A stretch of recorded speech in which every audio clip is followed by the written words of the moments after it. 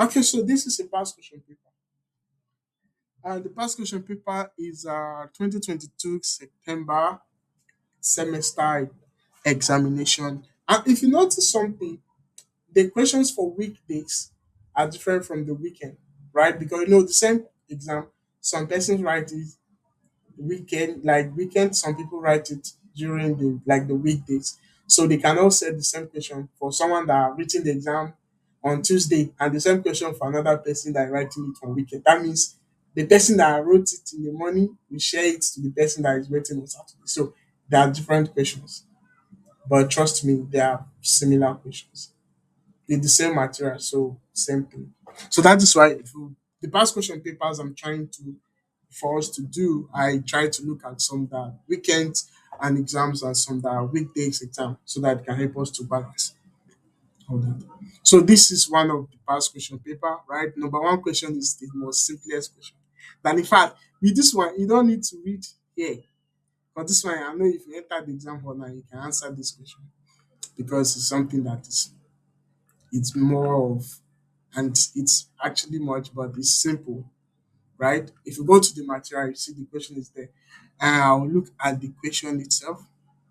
Let me look at what I sent. So I'm looking at the which one. This is 2022. Okay. 2022. 2022, 2022, 2022. Okay, 2022. This one. So I want to open it with because when I'm sending it to you guys, I'll put the questions before the solution so that you can know the question that you're answering. Yeah. So it help you like that. So the question says that statistical analysis is meant to collect and study the information available in large quantities. Now, however, there are two forms of classes or classes of statistics. We have the descriptive and the inferential statistics. Now, discuss each of these classification with relevant examples. 12 marks straight up. So that is the question that is number one. It's number one what? That's number one complete. And they say you should answer four questions. So if you can answer this question now, know that you have you have one question done and then you are left with three to go. So now you go back to the solution now. We say statistics is concerned with collecting, analyzing, just the way they even said it, interpreting large quantity of data. Now there are two main branches of statistics. We have the descriptive statistics. Now, what does this guy do for you? The descriptive statistics it deals with summarizing, organizing, and presenting data in a very simple way, in a meaningful way. Now, it does not go beyond the data that is collected, right? It's the data that I have currently now. I'm using it to do descriptive analysis or statistics. So that's why before you do descriptive, in fact, even before you go to inferential statistics, you must do descriptive or statistics before you even go to that level of inferential.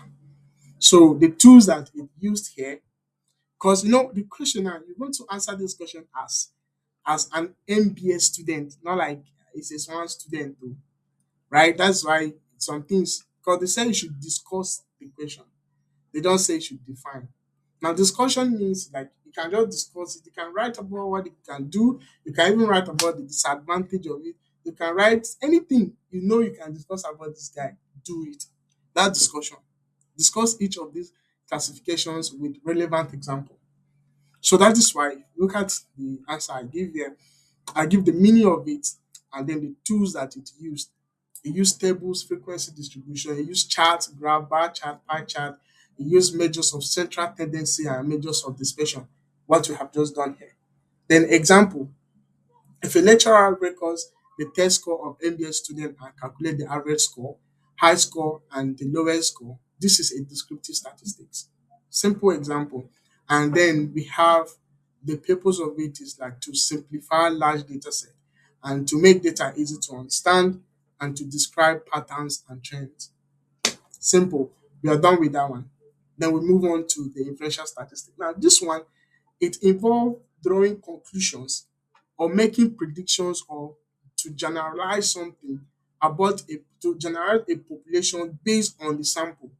Now, this is a type of statistic that You don't have to get all the data, right?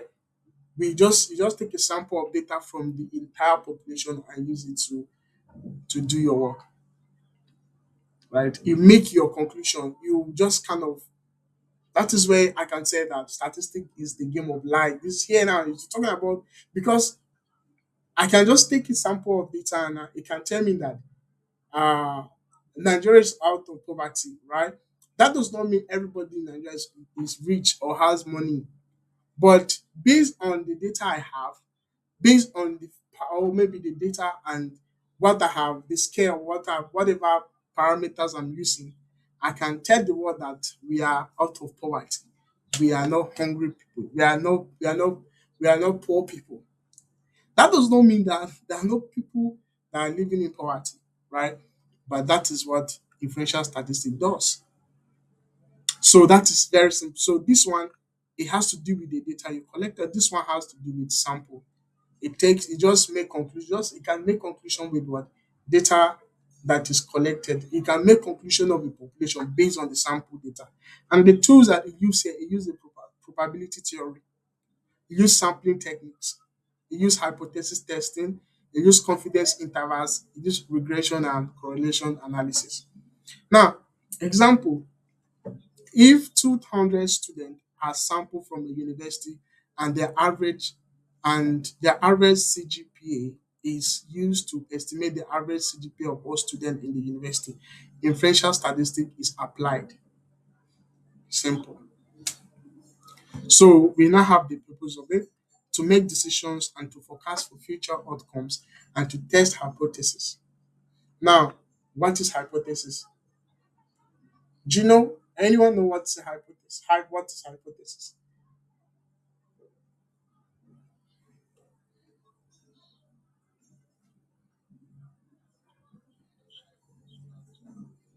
I'm asking a question.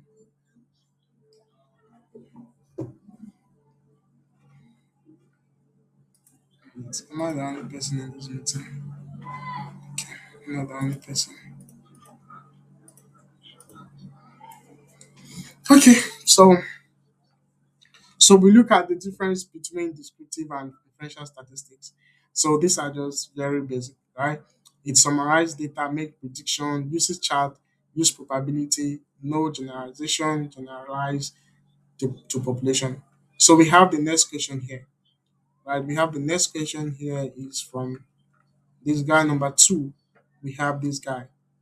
We have the kunuzaki. The kunuzaki is one of the popular fermented beverage drinks in the northern Nigeria. And to manufacture kunuzaki, the cost of the ingredient per kilogram we serve as the mixture as follows. So now we have the millet, nine, we have the guinea corn, six, we have the sugar, three, we have the spices, two. Then calculate.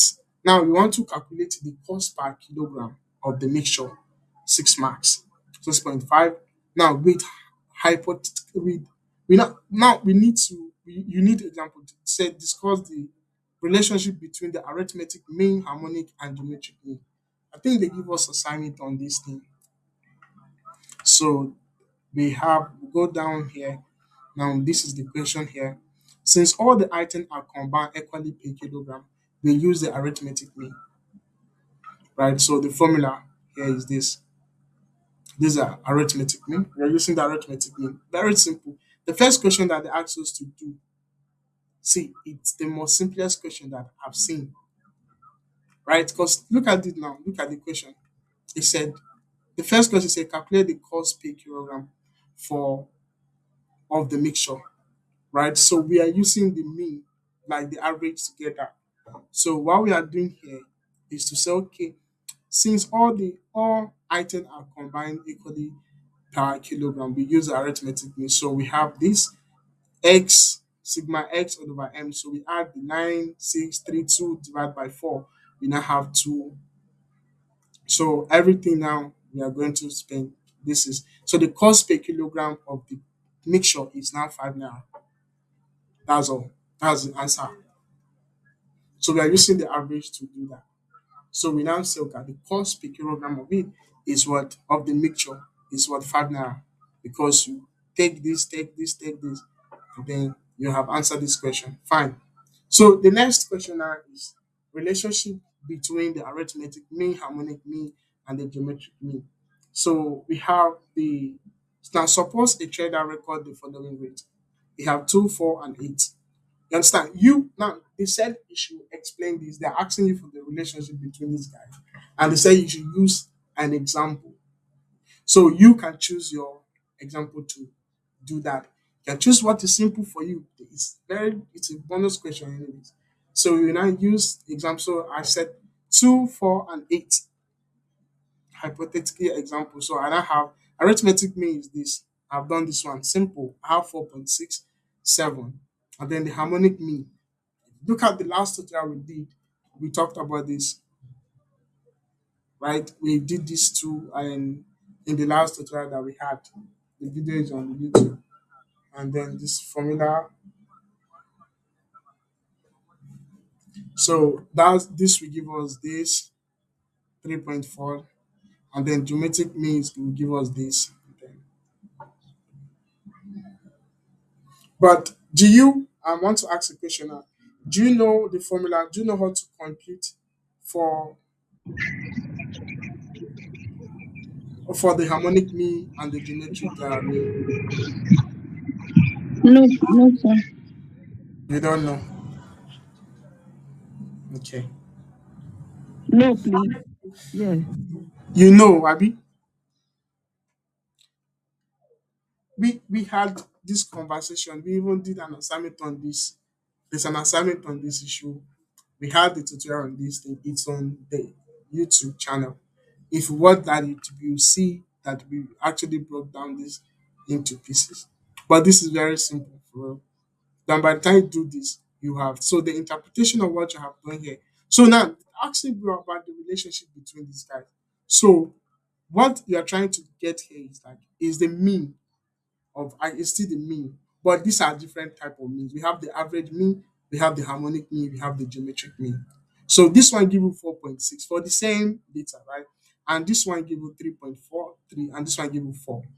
So it means your this one, your harmonic mean is less than or equals to GM. That is the geometric mean. And this guy is less than or equals to what? A that is arithmetic mean. So this is the relationship.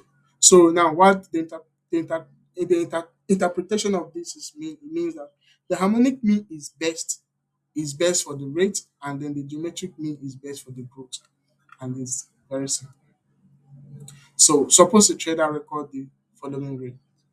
So that is it.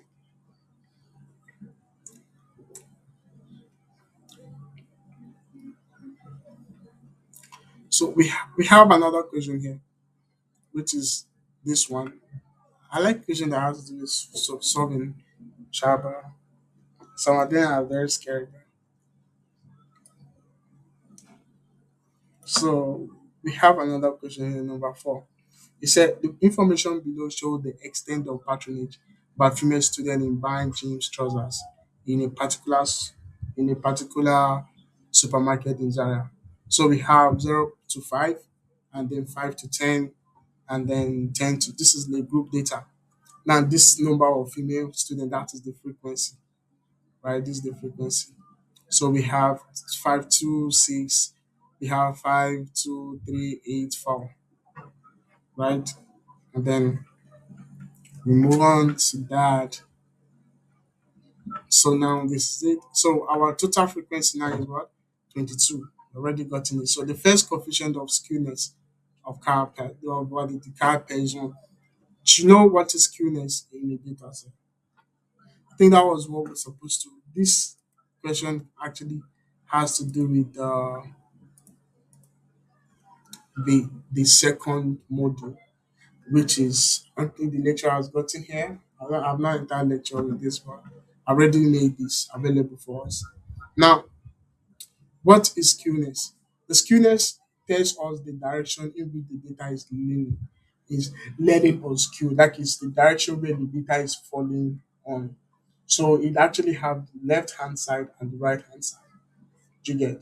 So we have a data now. When you collect data like salaries, sales numbers, or customers wait time, the value do not always spread out equally on both sides of the average mean, right? So the cuteness help us to understand whether most of your data is low or high, whether they are extreme values, or how the average might be misleading what decision to take based on the shape of the data.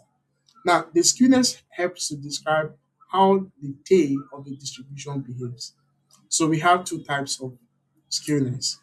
We have the symmetrical in distribution, that is the no skewness, everything is fine. So we have the positive, which is the right hand side, and then we have the negative, which is the left hand side.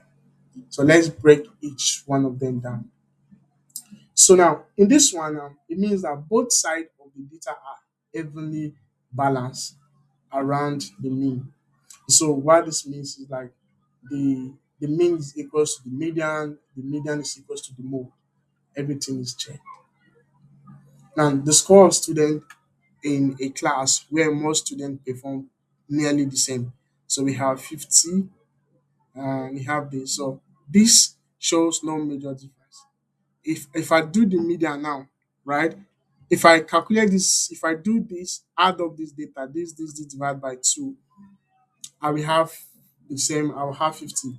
And the median here is what? 50. Median is the middle value. So that means if I take this two, I take this two, I have the median, which is 50. And if I want to know the mode is also the most appear number, which is also 50. So it means this data now in the QNS, you can say that this data is symmetrical word distribution because it has no skewness. Everything is equal. Mean is equals to the median is equals to the mode, so everything is fine. So in a controlled factory environment, product weight like the sachet water weight might be very close to each other due to strict quality control. Understand? So that's what I kind of stuff I was thinking about in the practical aspect of life. So then we look at the positive skewness now. I just have to come back here so we will understand when we want to move into that. So we have done this. So the positive skewness, that is the right skew, right? So this is the most common skewness in business and economics. So meaning most value are small or moderate, but a few very large values pull the tail to the right hand side. So we can, let's say we have the mode can be less than the mean, and the mean is less than the median, and median is less than the mean. So we look at the example. Let's assume that the salary of staff in a bank, many earn between 80,000 and 200K. Now, a few executives earn like 3 million to 5 million. Do you get? Because most staff, the plenty of staff we have, that are more of people that the major people there, they don't earn up to this major to this big amount of money. So the average salary becomes high, but most staff do not earn that much. Do you understand? So this is a what? A right skill data, like very positive. Knowing that you understand what it means. So in a practical business scenario now, a company report that the average customer account balance is 2 million, but 80% of customers may but 80% of customers may have less than 100,000, while the few VIP customers have about 5 million plus. This is a positive. So these people that has big money, they are not much, but because they have that large amount of money, they pull the whole data to themselves. Do you understand? So you can see that when you put that on the skill scale, you see it will be pushing it down, but that does not mean that is it. So that is why when you understand about the skewness of the data, you can choose the right what measure of central tendency. That is why sometimes you look at the data and then I discover that okay, now if I want to go with the average for this, it will not give me the right answer, right? Just like in this data now, if I want to let's say like this management and staff, you can see some executives are in like 3 million to, but most people are in like 80,200. Right now, if I want to go with the average here, average will be looking so high because of these values. But that does not mean most people, in fact, most of the staff are not even any close to that. but the average will be high. That is why sometimes when you look at the skewness of the data, you cannot decide whether I can use the average or I can use the mean or I can use the mode to determine my central data. As many of those three things there. So we look at that and the implication of become misleading manager should use median instead. Can you see? The implication of becomes misleading, manager should use median instead. So we look at the next one is the negative one, the negative skewness. This one, most value are high, but a few extremely low values. It pull the tail to the left. Now it's moving it to the backside because value is low. So we have the mean is less than the median, and the median is less than the mode. Example, age of the retirement in our organization. Most staff retire around 60, but a few leave early due to personal or health issues. Now, in a brief scenario now, we can say that a bank process loan application, right? A bank processes loan application. Most customers score high on credit worthiness, like 70 to 90, but a few cases score extremely extreme. But a few cases score extremely low, that is 0 to 20. These values create a long left T. So it means that the mean is pulled downward. It makes the entire group look risk like the entire group look riskier and then than they are in the real sense. I don't know whether this you understanding this in a real sense. So not don't look at the mathematical aspect of it yet, right? But in a real sense, are you understanding what I'm trying to say? Like in a natural or like in a business world or in real life thing.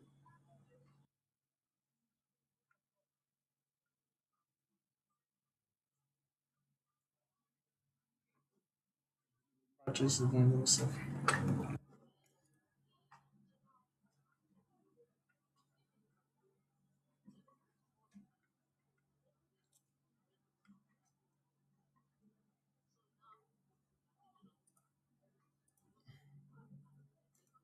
Hello, are we together? It says like nobody's responding to me. Yes, we are together. But now I asked the question that did you understand? If you don't understand, I can go back and start again. But if you understand, we can just be going like that. I think this is very simple thing. Abi?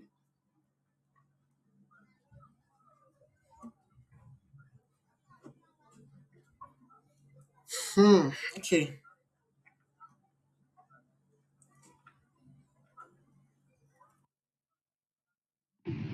You can go ahead, you understand. Me, I understand you, not everybody knows. That's it myself. Okay.